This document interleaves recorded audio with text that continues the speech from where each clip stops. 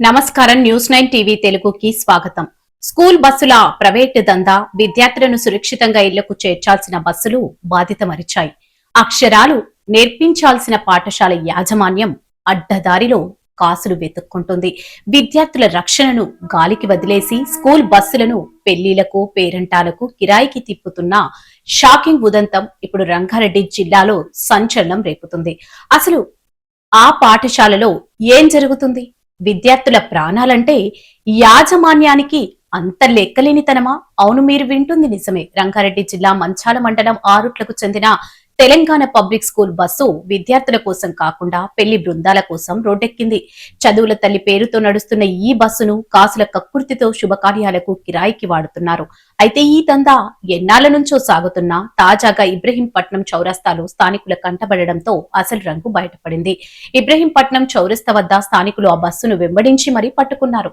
School బస్సులో పెళ్లి జనం ఉండటాన్ని చూసి వారు విస్తుపోయారు. వెంటనే బస్సును అడ్డుకొని డ్రైవర్ని నిలదీశారు.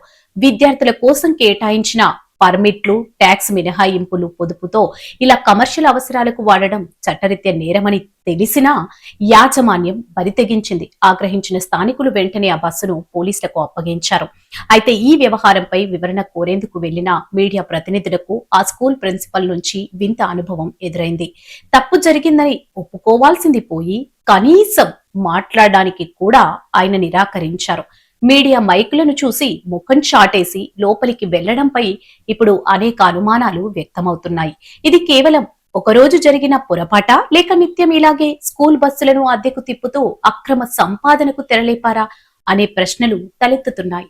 స్కూల్ బస్సులకు ప్రభుత్వం ఇచ్చే వెసులుబాటులు విద్యార్థుల భద్రత కోసమే కానీ ఇలాంటి ప్రైవేట్ స్కూల్ యాజమాన్యాలు లాభాల కోసం విద్యార్థుల రక్షణను గాలికి వదిలేస్తున్నాయి.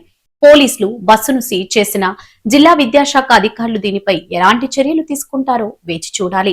విద్యార్థుల ప్రాణాలతో చెలగాటమాడే ఇలాంటి విద్యా సంస్థల గుర్తింపును రద్దు చేయాలని స్థానికులు డిమాండ్ చేస్తున్నారు. ఈ ఘటనపై మీ అభిప్రాయాలను కింద కామెంట్ రూపంలో తెలియజేయండి. మరిన్ని వార్తల కోసం చూస్తూనే ఉండండి న్యూస్ 9 టీవీ తెలుగు. జై హింద్.